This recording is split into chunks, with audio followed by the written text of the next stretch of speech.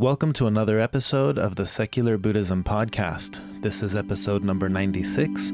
I am your host, Noah Rasheta, and today I'm talking about problems.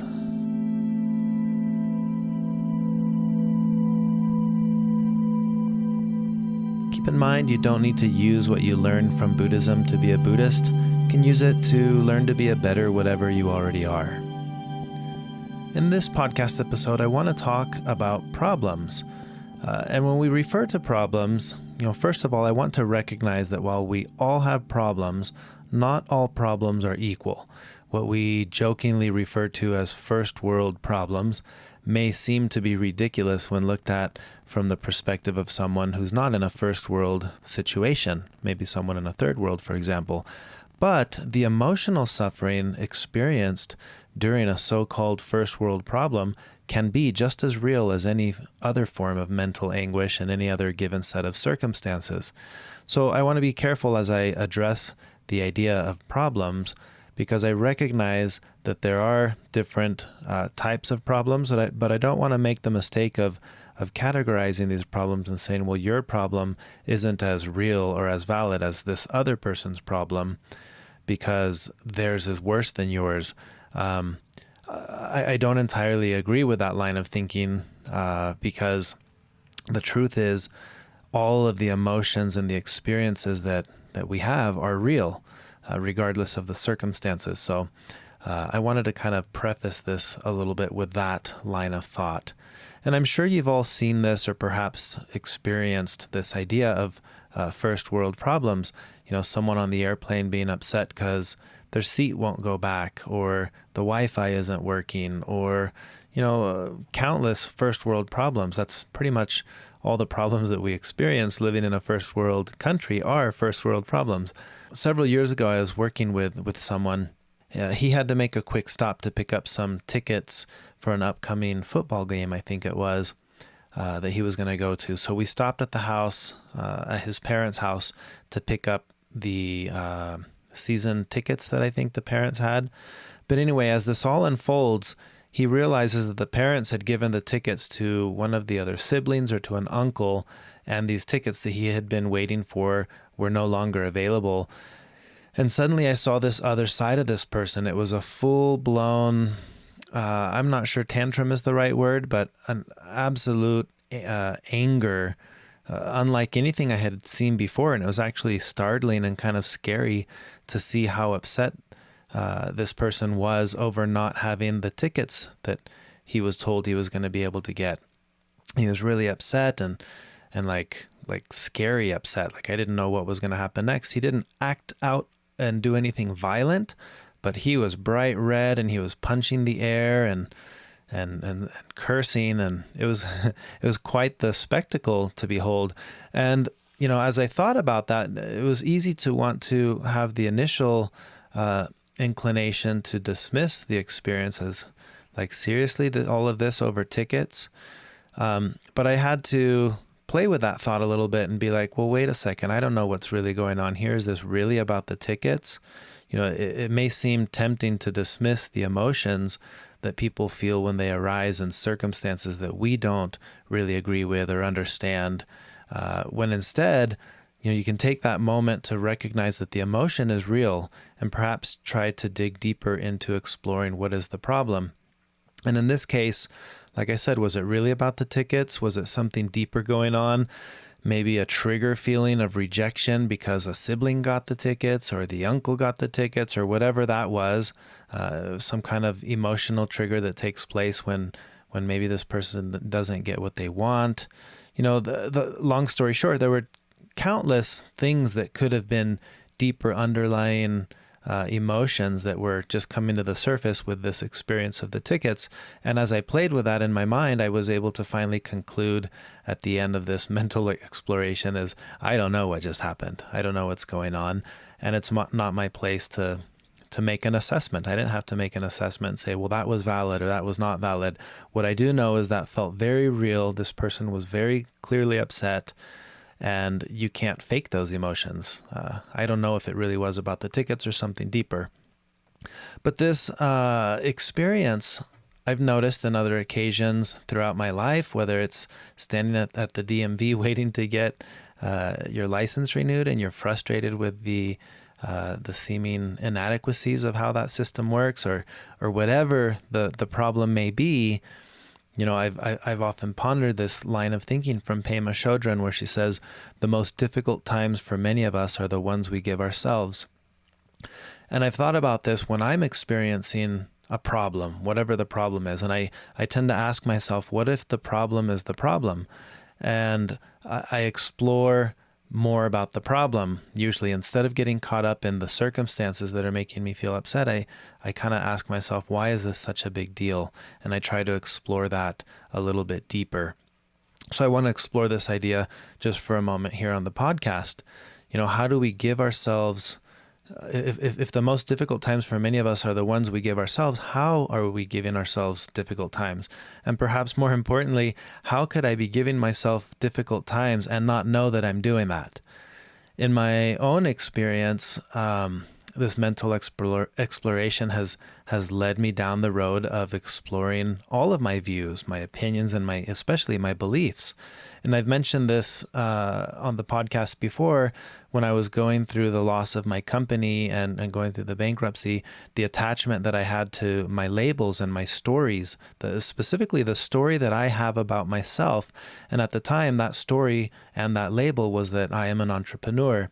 And the suffering I was experiencing in that moment of losing my company really didn't have to do with losing my company. It had to do with losing my sense of identity with this label that I've given myself. And that was a very radical, eye-opening experience to realize in that moment that the problem wasn't really the problem. The problem was I didn't understand why the problem is the problem. And since then, I've come to question every story, every label, every belief that I have, whether it's about myself or about reality in general. And as I mentioned in episode number 93, on the topic of groundlessness, I've found this incredible space of peace in not knowing, in being in the space of uncertainty and allowing my beliefs and my labels and my attachments to just kind of be there, but I'm no longer attached to the attachment. I'm no longer attached to the label, and I'm just kind of I'm playing the Tetris game now more skillfully, where I'm just letting it all unfold, and I'll figure it out when each shape shows up. So that's kind of the overall idea, and I think our beliefs especially can trap us in these mental prisons of difficult times that we're giving ourselves. And it can happen on superficial levels, but it also happens on really deep levels, like our deeply held views and convictions. And with me, I'm suspicious of any ideology that conveniently positions itself as the only solution to a problem that it presented in the first place. And I think you can encounter this in Buddhism, where you start to study and learn a little bit about Buddhism, and then suddenly you're presented with this idea of enlightenment, and you're like, oh no, I'm not enlightened. I want to be enlightened. And now the problem has been presented, and the ideology around it happens to be the solution, right? It's like, oh, you want to be enlightened? Well, you've got to practice meditation, and you've got to sit down in this pose, and you've got to do this, and you've got to avoid doing that. And suddenly, before we know it, there we go on the road to solving a problem that only 5 minutes ago we didn't even know was a problem. And I grew up with the same experience in my religious upbringing. It was a similar thing that happened. I was presented with the problem. You are a sinner and you need to be saved. And this specific ideology that was telling me this was also conveniently the only path to solving the problem. In other words, the religion telling me that I needed to be saved also happened to be the only valid path to salvation.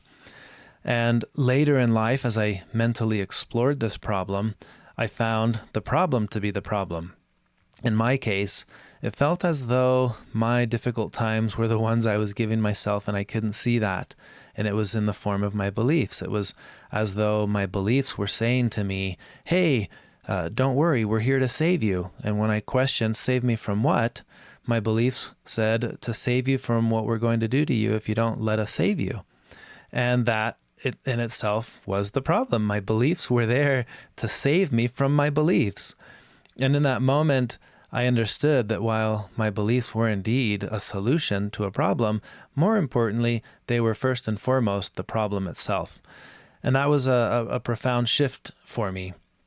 And then from there, moving on to studying Buddhism, the more I've studied Buddhism and spent time studying the specific teachings and the concepts, the more I think these teachings are trying to tell us something deeply profound. And that is that the problem is not the problem. The problem is that we think there was a problem in the first place. In other words, like with enlightenment, maybe the most profound thing we can realize in life is that there's nothing to realize. And I want to be clear that when I'm referring to ideologies, I'm not just talking about religious ideologies, but also the cultural ideologies. And you can take, for example, the idea of marketing and products in general, right?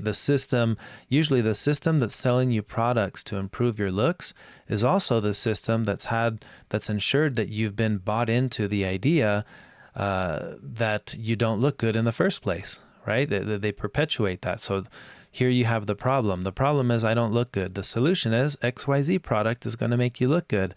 But when you explore this a little bit more, you realize the problem was the problem in the first place. The problem is I don't look good. There you go. Well, there's the problem. Why do you think you don't look good? That's where it all starts. Who sold you on that idea?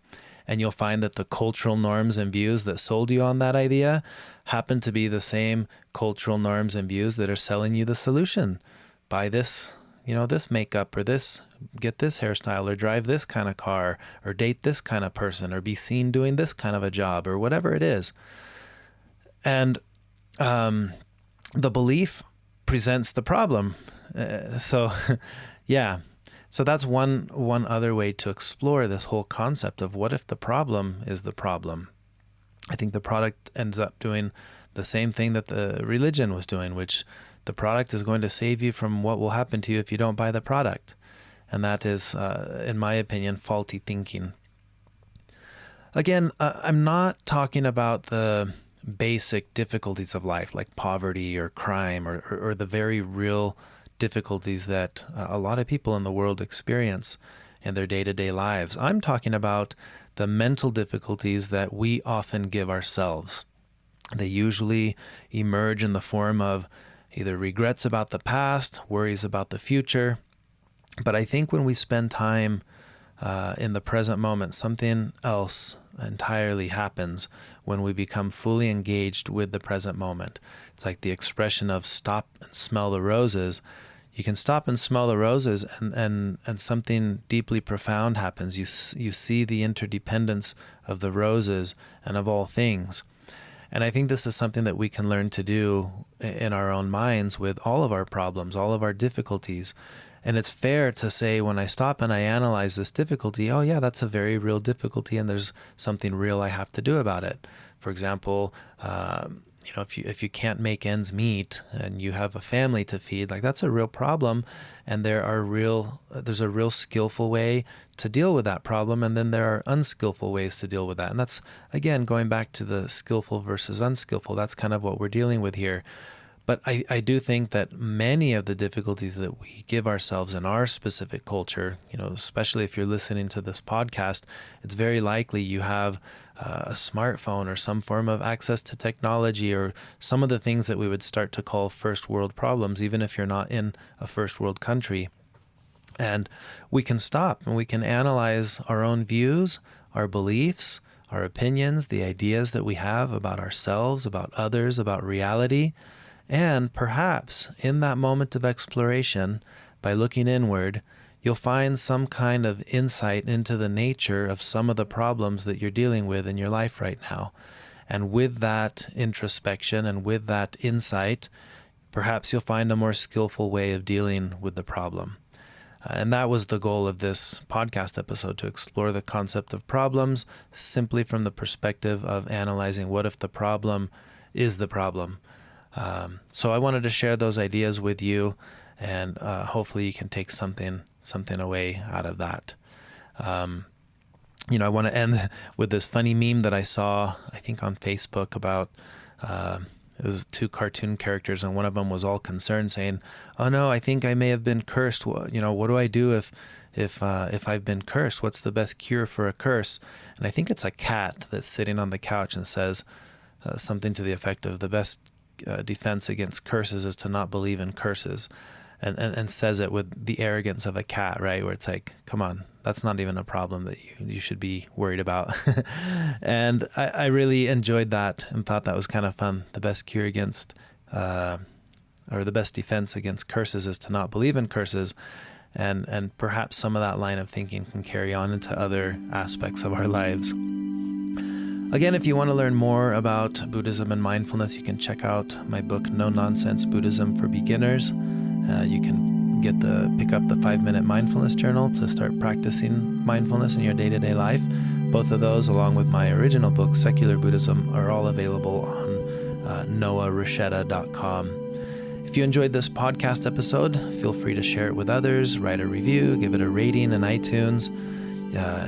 If you want to support the work I'm doing with the podcast, you can visit secularbuddhism.com, click on the donate button. And that's all I have for now. I look forward to recording another podcast episode soon. Thank you for listening. Until next time.